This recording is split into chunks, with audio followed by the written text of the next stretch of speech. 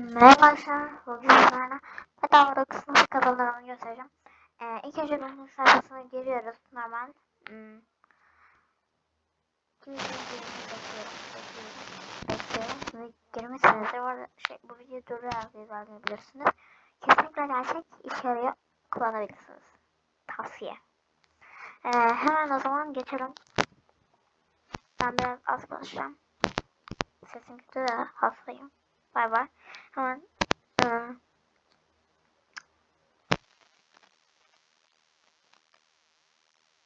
arkadaşlar, sıfır robux'u var komple.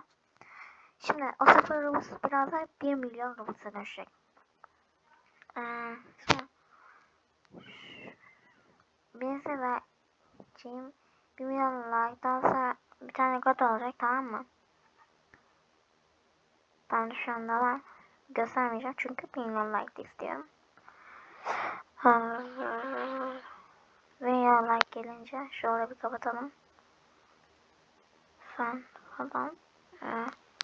Kapattık. Aşağı kapatınca şurası var. Şöyle incele diyoruz. Oldu. 1 milyon like değil mi? Onlar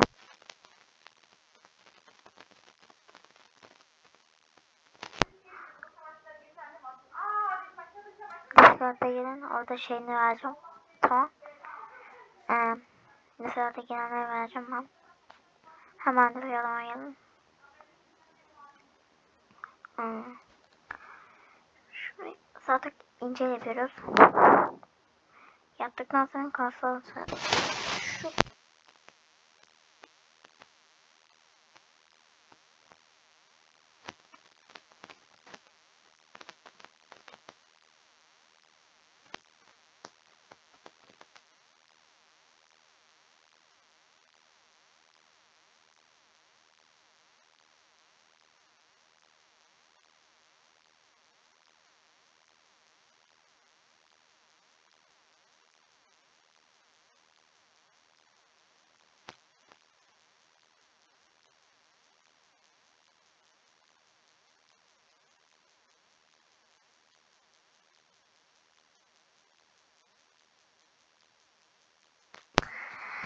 videolardan öğretilerden genelde kalıp kalıp bağlı çok kısa sürdü.